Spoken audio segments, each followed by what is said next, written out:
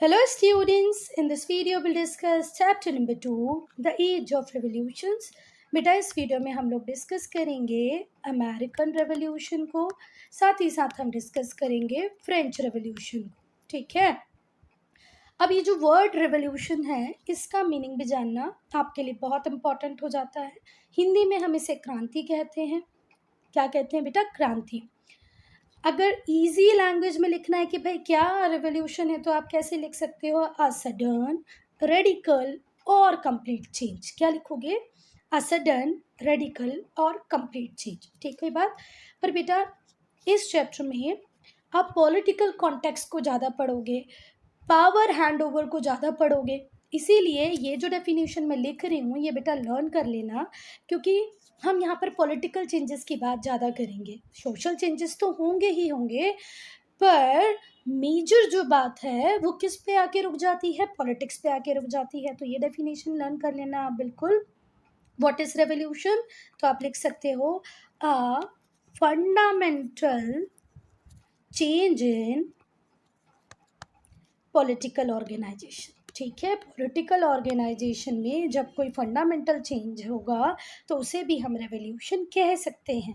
ठीक है बात। चलिए आगे। चलो, अब ये जो चैप्टर होता है ये श्रेया से स्टार्ट होता है। श्रेया कौन है भाई? श्रेया एक रैंडम कोई भी लड़की है जिसके हाथ में एक नॉवल आता है और उस नॉवल में वो देखती है कि अमेरिका के जो लोग हैं, यूनाइटेड स्टेट्स के जो लोग हैं, वो अपना इंडिपेंडेंस डे 4 जुलाई को मनाते हैं। तो उसे ज़्यादा क्यूरोसिटी आती है कि भाई अमेरिका के कॉलोनाइजर कौन थे, कैसे इसे इंडिपेंडेंस मिली, कितने लोग थे जो फ्रीडम के लिए फाइट कर रहे थे, कैसा इनका स्ट्रगल था। तो ये सब उसे जानना होता है।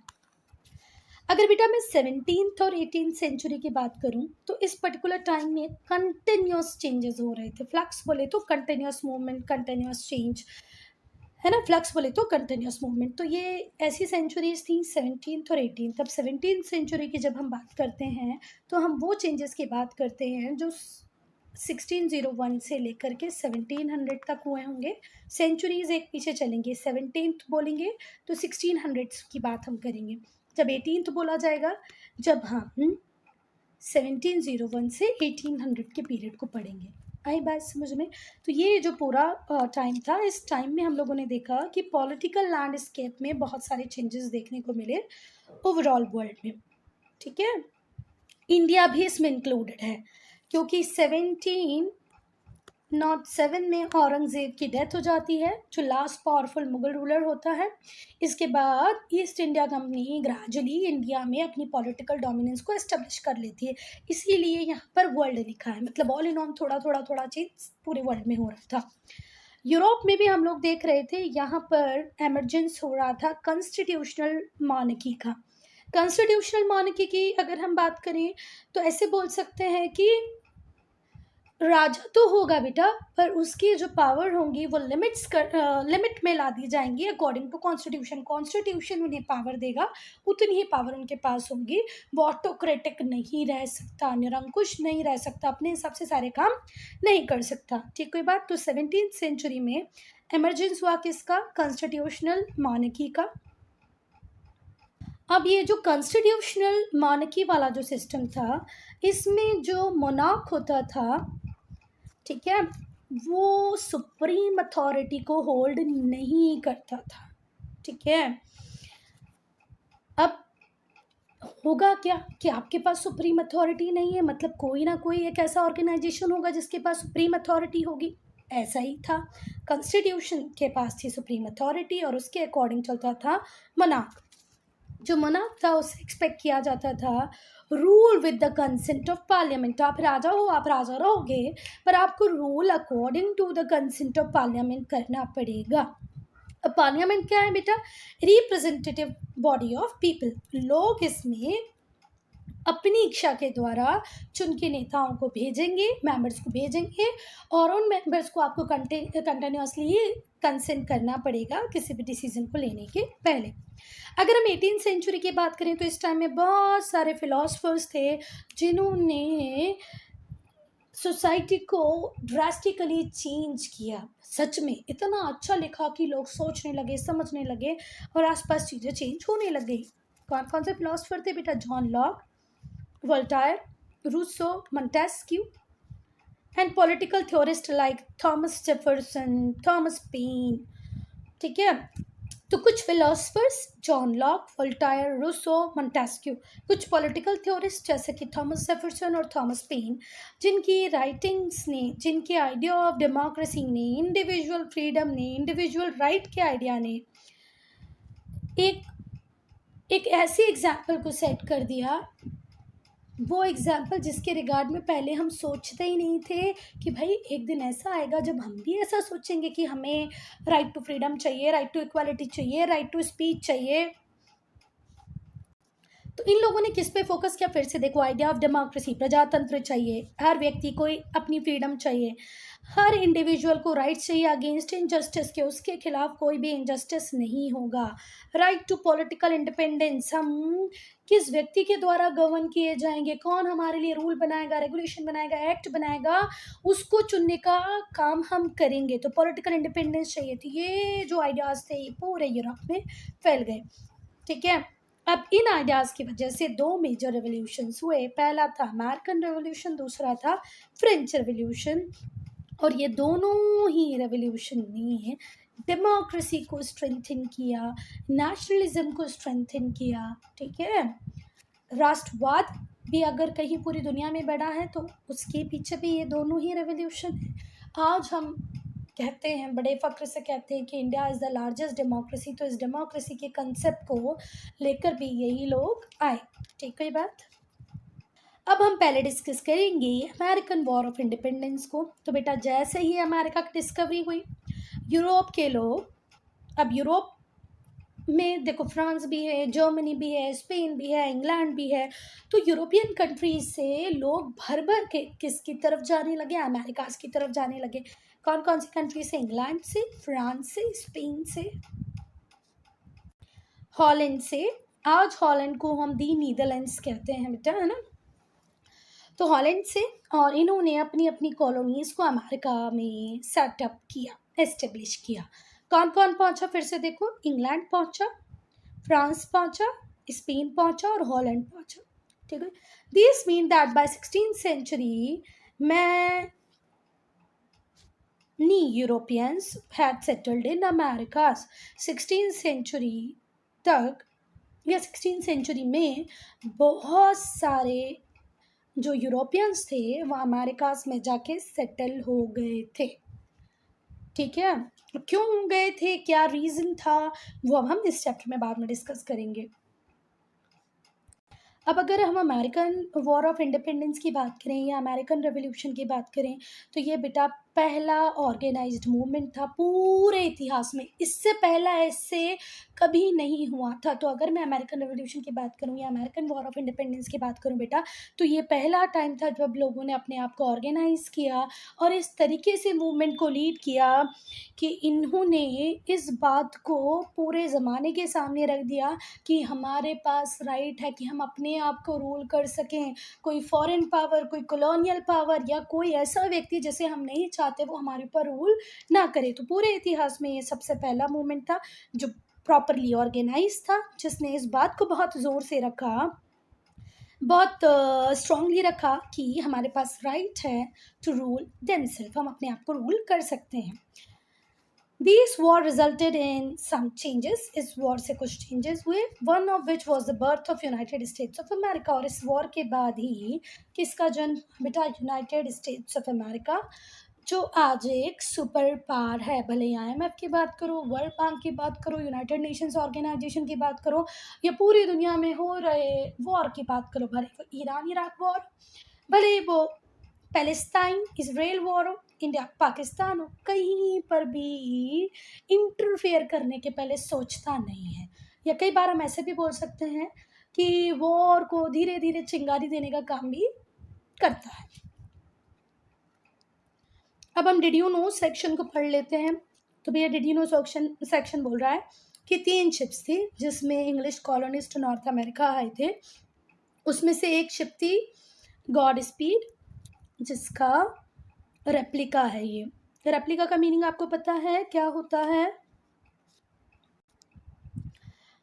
क्या होता है रेप्लिका का meaning? An exact copy of something. ठीक है, बिल्कुल हूबहू नकल कर देना, तो ये नकल है किसकी, गॉड स्पीड की। मतलब हम बोलते हैं ना कि चीटिंग करके कॉपी, मतलब क्या बोलना चाहिए भाई, किसी चीज़ को देख के कोई चीज़ बना लेना, एग्जैक्ट कॉपी कर देना। ठीक है, चलो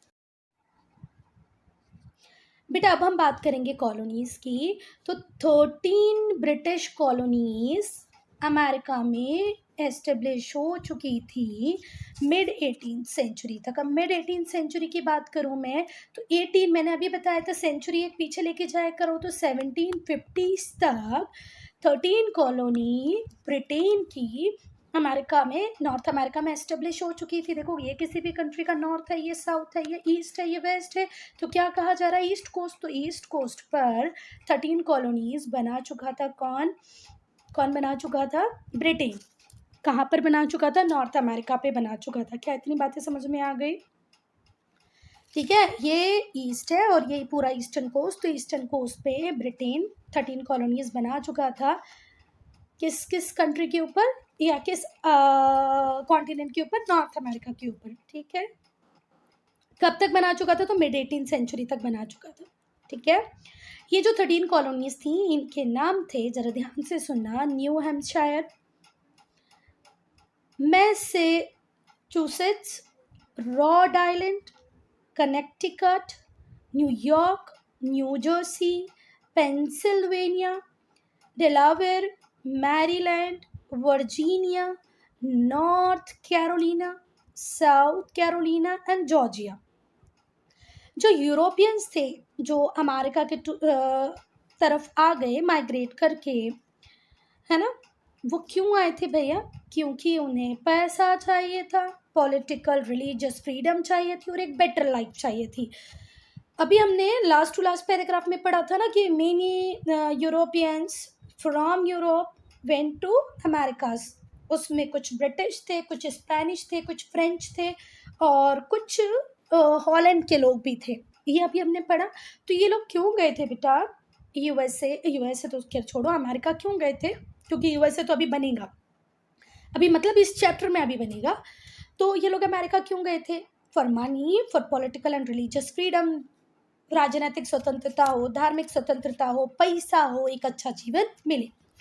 the colonies which were under the British, वो कॉलोनीज जो ब्रिटिश जिनके ऊपर कंट्रोल कर रहा था, उन्हें इंटरनल एडमिनिस्ट्रेशन की तो फ्रीडम थी, पर कहीं ना कहीं एक्सटर्नल एडमिनिस्ट्रेशन संभालता था Britain. Each colony had a governor, her colony का गवर्नर होता था, एक लोकल काउंसिल होता था। जो लोग होते थे कॉलोनी के, वो लोकल काउंसिल को इलेक्ट करते थे। The laws were passed by local council, और जो लोकल काउंसिल होता था यही लॉज को पास करता था।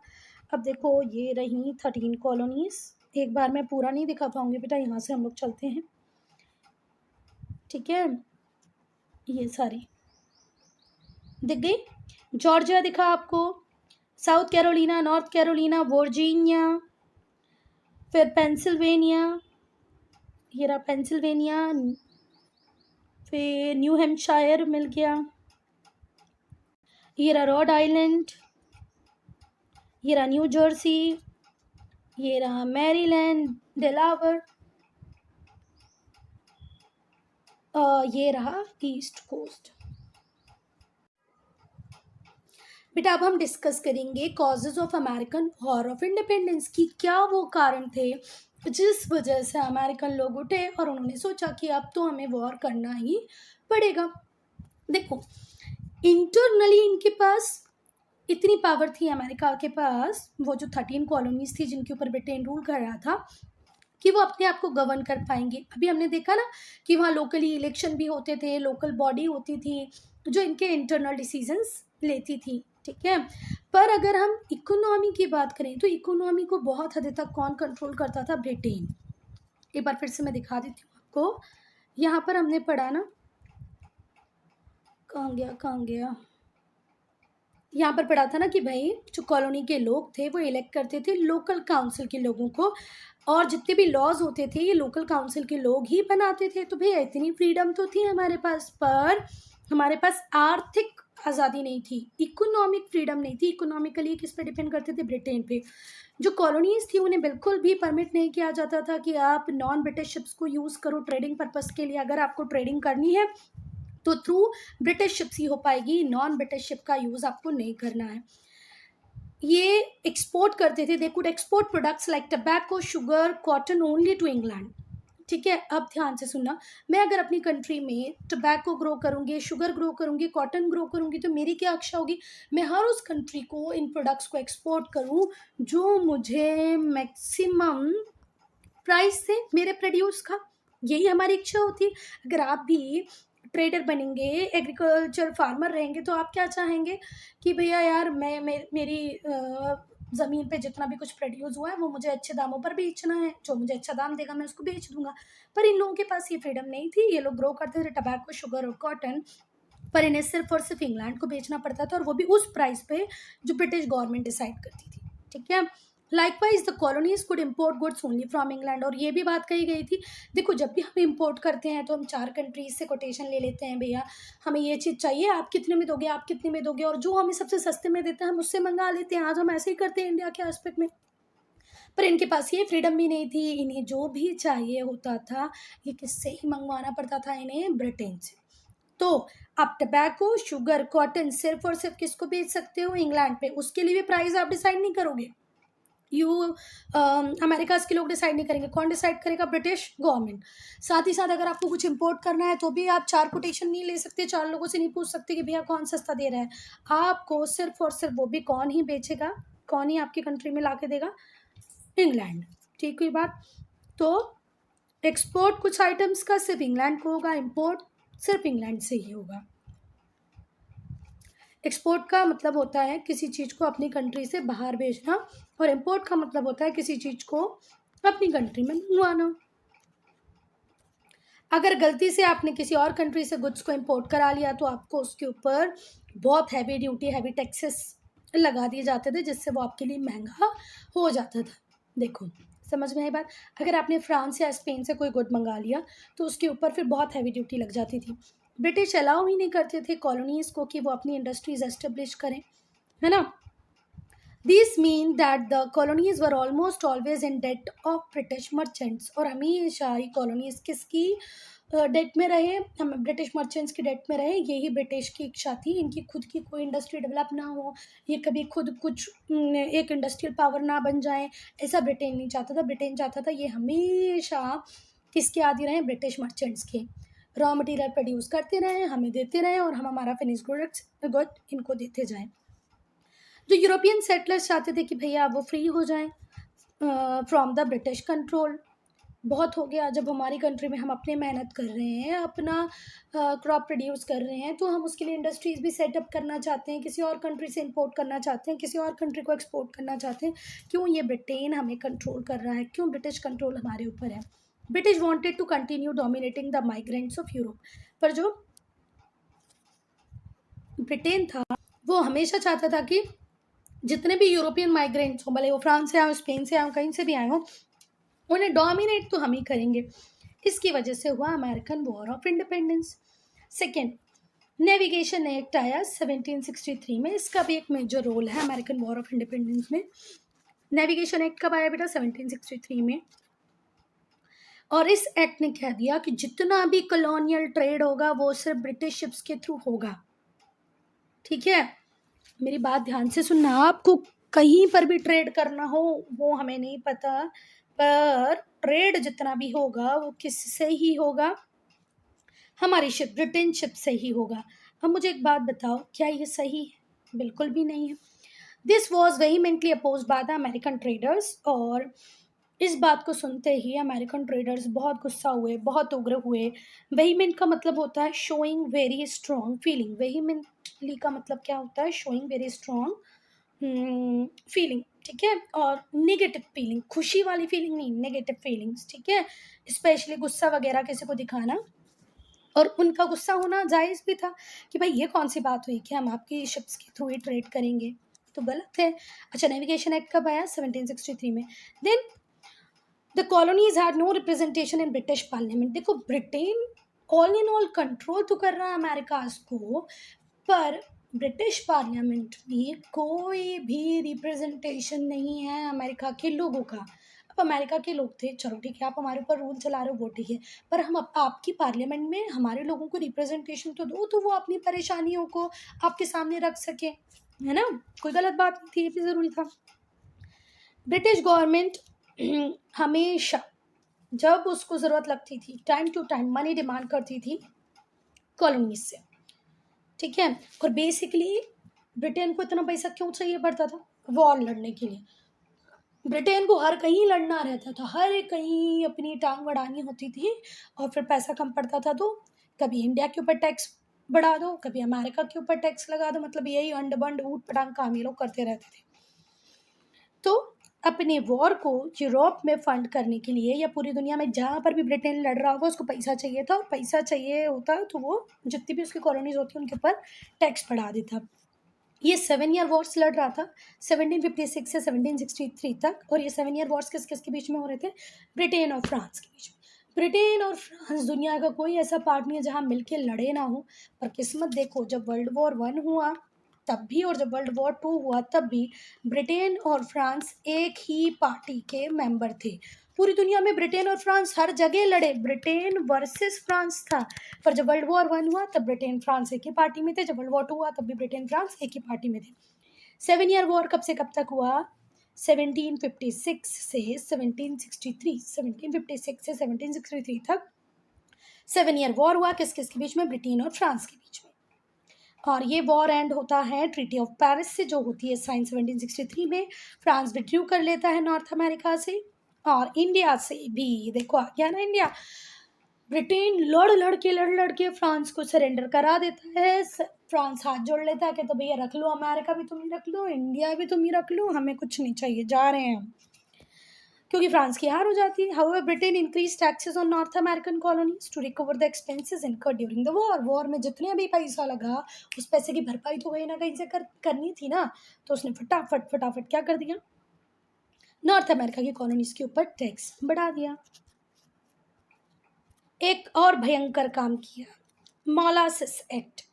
कब आया ये? 1764 में। इसे शुगर एक्ट भी कहते हैं। ये ब्रिटिश प्राइम मिनिस्टर जॉर्ज ग्रीनवेली ने इम्पोज किया था। इस एक्ट को पास करने वाले कौन थे? जॉर्ज ग्रीनवेली, ठीक है। मोलासिस एक्ट कब आया? 1764 में आया। इसे क्या कहते हैं? शुगर एक्ट भी कहते हैं। इसको पास किसने किया था? Prime minister George Grenville. अब था क्या बेटा इस मोलासिस एक्ट में या शुगर एक्ट में? ये था कि पर गैलन शुगर पर 6 पेंस, पेंस बोले तो प्लूरल फॉर्म ऑफ पेनी, ठीक है। पेनी का प्लूरल फॉर्म क्या है? पेंस। 6 पेंस पर गैलन का टैक्स लगाया जाएगा मोलासिस पे। वो मोलासिस जो हम कहाँ से मंगवाएंगे? फ्रांस से, स्पेन से या वेस्ट इंडीज से। इतनी बात ध्यान रखना, इंग्लैंड से बना रहे हो तो वो तो छोड़ दो तुम, अगर फ्रांस, स्पेन और वेस्ट इंडीज के डील करोगे तो 6 पेंस बोले तो पेनी का प्लूरल फॉर्म, इतना टैक्स आपको लग। और बेटा इसको थोड़ा सा और समझ लो, आपको पता है तो ठीक है और नहीं पता है तो भी देख लो। जैसे अभी हम देखते हैं 1 रुपए में 100 पैसे होते हैं, पता है ना हमको।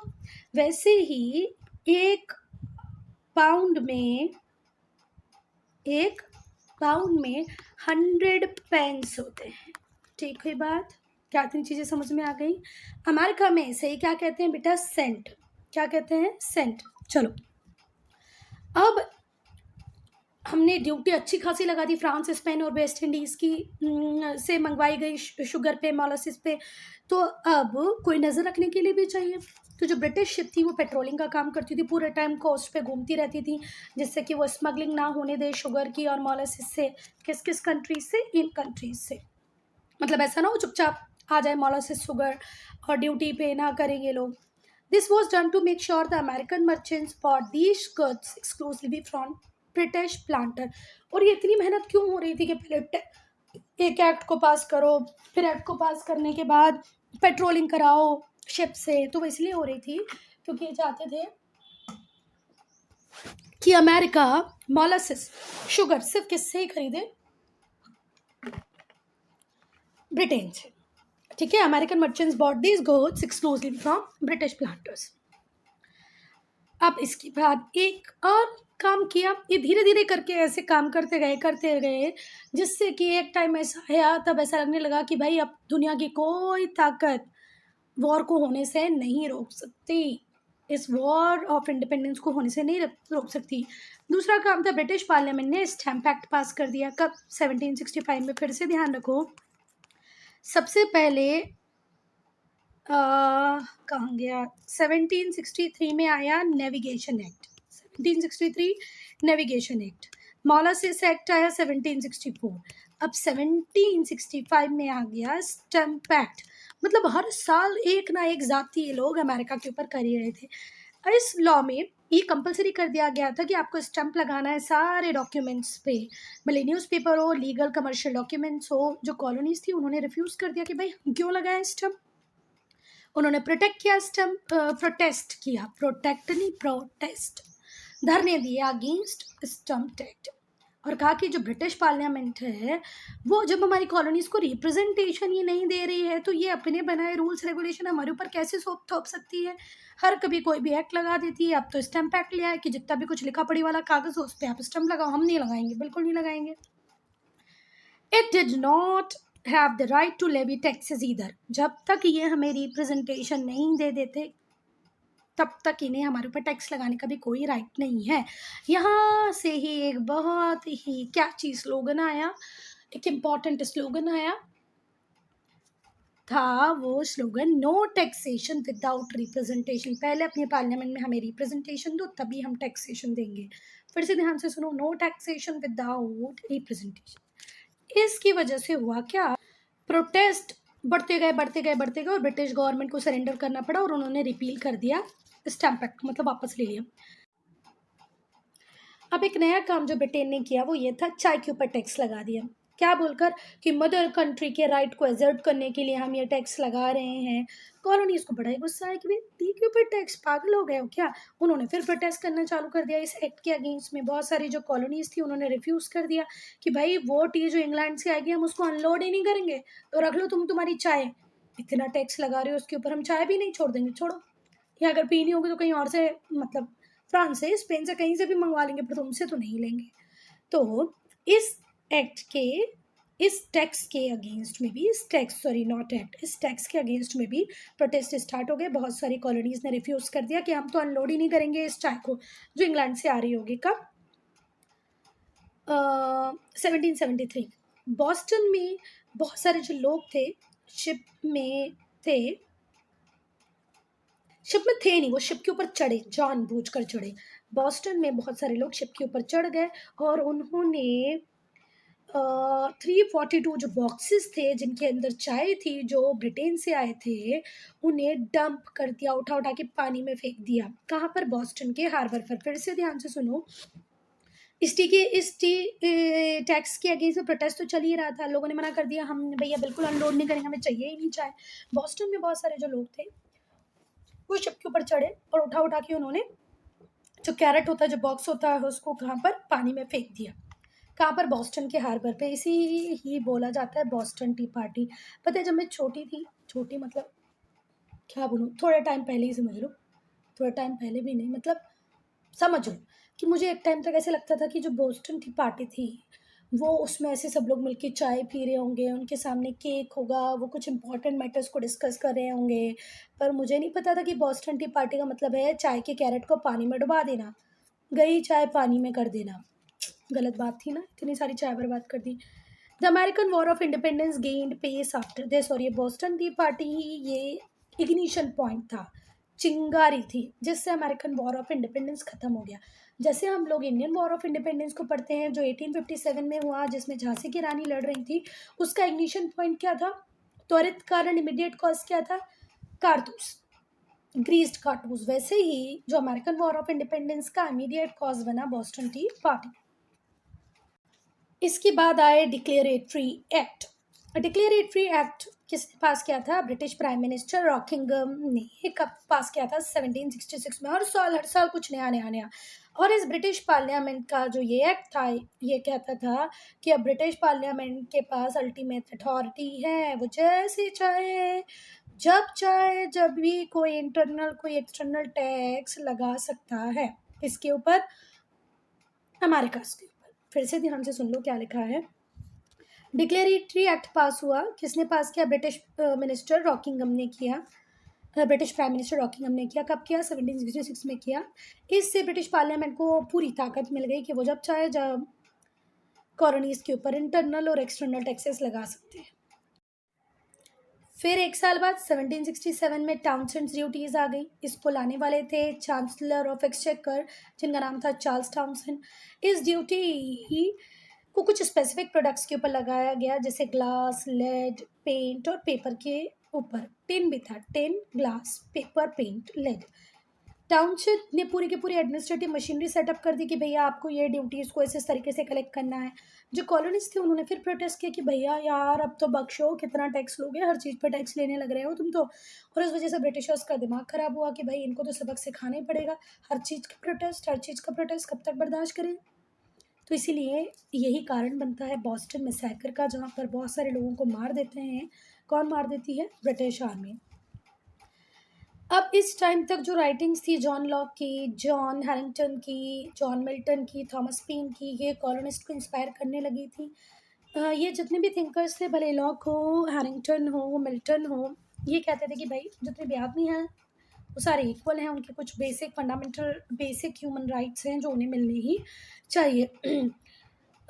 ये इस बात के लिए भी आर्ग्यू करते थे कि हर आदमी का अधिकार है कि वो अपनी लिविंग को अर्न कर सके जिस भी तरीके से चाहे, और जिस भी टाइप का इंजस्टिस उसके साथ हो रहा हो उसके लिए वो आवाज़ भी उठाए। देखो, राइट टू लाइवलीहुड होना चाहिए। अगर मुझे राइट टू लाइफ जीने का अधिकार है तो मैं क्या बिना लाइवलीहुड के जी सकता हूँ? तो मैं जिस भी तरीके से पैसे कमाना चाहूँ मैं कमा सकता हूँ, और अगर कोई इंजस्टिस मेरे साथ हो रहा हो तो मैं उसके अगेंस्ट भी आवाज़ उठाऊँ। ये बात इनकी राइटिंग्स के थ्रू लोगों के दिमाग में आने लग गई थी। This idea of equality and democracy inspired them, और इन लोगों ने अपनी राइटिंग्स में डेमोक्रेसी को इंक्लूड किया, इक्वालिटी को इंट्रोड्यूस किया। लोगों के दिमाग में भी अब ये बात आने लग गई थी। और डिड यू नो सेक्शन में बहुत बढ़िया इन्फॉर्मेशन दिया है। ये स्टैच्यू ऑफ जेम्स ऑटिस है, जेम्स ऑटिस जूनियर का ये स्टैच्यू है। इन्होंने स्टैम्प एक्ट के अगेंस्ट में प्रोटेस्ट किया था, और यहीं पे इन्होंने अपना फेमस कोड दिया था, taxation without representation is tyranny. ठीक है, अत्याचार है टैक्स लगाना बिना रिप्रेजेंटेशन दिए। ठीक है, चलिए आगे चलो। Now beginning of the revolution. Boston T party के बाद जो ब्रिटिश पार्लियामेंट थी उसने कॉर्सिव एक्ट पास किया 1774 में। इस एक्ट को पास करते ही इन्होंने बॉस्टन को आइसोलेट कर दिया दूसरी कॉलोनीज से, लोगों को मोबिलाइज करने से मना कर दिया। फिर भी जो 56 रिप्रेजेंटेटिव थे 13 कॉलोनीज़ के, वो इकट्ठे हुए फिलाडेल्फिया 1774 में। और ये जो रिप्रेजेंटेटिव थे इन्होंने आर्ग्यू नहीं किया, अर्ज किया, विनती की, प्रार्थना की, किससे? किंग जॉर्ज थर्ड से, कि जितने भी रिस्ट्रिक्शंस लगाए गए हैं ट्रेड पे उन्हें हटा लिया जाए, and not impose any more taxes, और हमारे ऊपर कोई और टैक्स भी ना लगाया जाए बिना हमें हमारे कंसल्टेशन के। एक बार आप हमसे पूछ लो, हमारी बातें सुन लो, उसके बाद आप देखो। ये जो डिमांड्स थी इसे किंग जॉर्ज ने म्यूटनी की तरफ म्यूटनी की तरह देखा, विद्रोह की तरह देखा। उन्हें लगा कि भाई ये लोग तो अब आगे चल रहे हैं, ज़्यादा चल रहे हैं, इनका तो कुछ करना ही पड़ेगा। इस वजह से उन्होंने ट्रूप्स भेजे इस रिबेलियन को सप्रेस करने के लिए। The colonist to ready themselves to face the British, और अब यहाँ पर कॉलोनिस्ट ने अपने आप को भी तैयार कर रखा था कि किस तरीके से वो ब्रिटिश को फेस करेंगे। बहुत जल्दी हो गया ये पैराग्राफ, तो फिर से ध्यान से समझो। बॉस्टन टी पार्टी के बाद जो ब्रिटिश पार्लियामेंट थी उसने कॉर्सिव एक्ट पास किया 1774 में। इस एक्ट को पास करते ही ब्रिटिश चाहते थे कि वो आइसोलेट कर दें किसको? बॉस्टन को, from other colonies, so that people could not mobilise, लोग मोबिलाइज ना हो। ठीक है, फिर भी 56 जो रिप्रेजेंटेटिव थे 13 कॉलोनीज के, वो इकट्ठे हुए कहाँ पर? फिलाडेल्फिया में। कब? 1774 में। और इन रिप्रेजेंटेटिव्स ने अर्ज किया, विनती की, रिक्वेस्ट की British ruler king George third से कि भाई ये जो रिस्ट्रिक्शंस आप हमारे ऊपर लगा दिए हो इन्हें रिवोक कर लो, ख़त्म कर दो। अब हमारे ऊपर कोई और फर्दर टैक्स ना लगाओ। और अगर लगा भी रहे हो तो एक बार हमें कंसल्ट कर लो। ये जो डिमांड्स थी इन्हें किस तरीके से परसीव किया, किस तरीके से लिया। किंग ने हास म्यूटनी विद्रोह की तरह लिया और इस वजह से उसने अपने ट्रूप्स भेजे। खैर हम लोग मतलब अमेरिका के लोग भी पूरी तरह रेडी थे कि ऐसा कुछ होने वाला है, तो वो लोग भी तैयार थे। बेटा जो पहला बैटल हुआ कॉलोनिस्ट और ब्रिटिश के बीच में वो हुआ 1775 को। कहाँ पर हुआ? लेक्सिंगटन में हुआ। कमांडर इन चीफ कॉलोनिस्ट की साइड से थे जॉर्ज वॉशिंगटन, और ये जो बैटल है वो किसने जीता? कॉलोनिस्ट ने जीता। 1775 में कहाँ पर वॉर हो रहा था? लेक्सिंगटन में हो रहा था। लीड यूएसए की साइड से कौन कर रहे थे या अमेरिका की साइड से कौन कर रहे थे? देखो यूएसए अब तक बना नहीं है इसलिए हम अमेरिका बोलेंगे। कौन कर रहे थे? कमांडर इन चीफ कौन थे? जॉर्ज वॉशिंगटन थे। और ये वॉर किसने जीता? लेक्सिंगटन का कॉलोनिस्ट ने जीता। जो कॉलोनिस्ट थे वो फिर से फिलाडेल्फिया में मिले और उन्होंने डिसाइड किया कि अब हम सेपरेट हो जाएंगे इंग्लैंड से। थॉमस जेफरसन ने पूरा ड्राफ्ट प्रिपेयर किया डिक्लेरेशन ऑफ इंडिपेंडेंस का।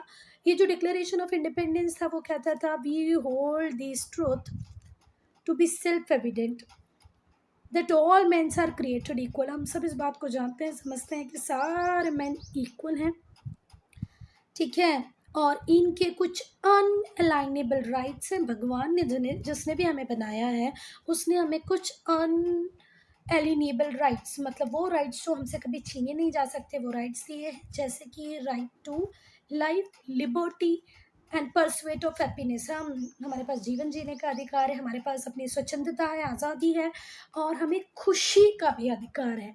ये बातें उस डिक्लेरेशन में किसने लिखी? थॉमस जेफरसन ने लिख दी। चलो अब डिड यू नो सेक्शन देखेंगे। तो जो कमेटी थी जो डिक्लेरेशन को ड्राफ्ट कर रही थी, इंडिपेंडेंस के डिक्लेरेशन को ड्राफ्ट कर रही थी, लिख रही थी, उसमें थे John Adams, Roger Sherman, Thomas Jefferson, Robert Livingston, Benjamin Franklin. ये नाम बिल्कुल याद कर लो। वो जो व्यक्ति डिक्लेरेशन ऑफ इंडिपेंडेंस को ड्राफ्ट कर रहे थे, लिख रहे थे, उनमें कौन थे? John Adams, Roger Sherman, Thomas Jefferson, Robert Livingston, Benjamin Franklin. ये जो ओरिजिनल डिक्लेरेशन था is now exhibited in the Rotunda for the Charters of Freedom in Washington DC. फिर ये जितनी भी कॉलोनीज थी इन्हें इंडिपेंडेंस मिली, इन्होंने अपनी इंडिपेंडेंस को डिक्लेयर किया 4 जुलाई 1776 को। यूएसए इसीलिए जुलाई 4 को अपने इंडिपेंडेंस डे को सेलिब्रेट करता है हर साल। वॉर 1781 में ख़त्म हुआ, कॉलोनीज जीती। अब हम पढ़ेंगे बेटा डिड यू नो सेक्शन। अगर हम अमेरिकन वॉर ऑफ इंडिपेंडेंस की बात करें तो वीमेन का अच्छा खासा पार्टिसिपेशन था इसमें। बहुत सारी औरतें स्पाइस बनी, कुछ औरतों ने नर्स की तरह भी काम किया। वो आर्मी जिसे रेस किया था जॉर्ज वॉशिंगटन ने, उन्होंने फीमेल मतलब वीमेन को भी इसमें रोल दिया कि भैया आओ और आप नर्स की तरह काम करो, या जो भी आपको काम लग रहा है आप इसमें कर सकती हो। मैरी लुडविग हेस एक ऐसी ही औरत थी, ऐसी वुमेन थी जिन्होंने बहुत बहादुरी से इस बैटल को लड़ा। किसकी जगह पर? अपने हस्बैंड की जगह पे। उनके हस्बैंड को चोट आ गई थी, वो वुंडेड हो गए थे, तो ये लड़ने गई थी उनकी तरफ से। बेटा birth of United states of America हम लोग डिस्कस करेंगे पार्ट 2 में।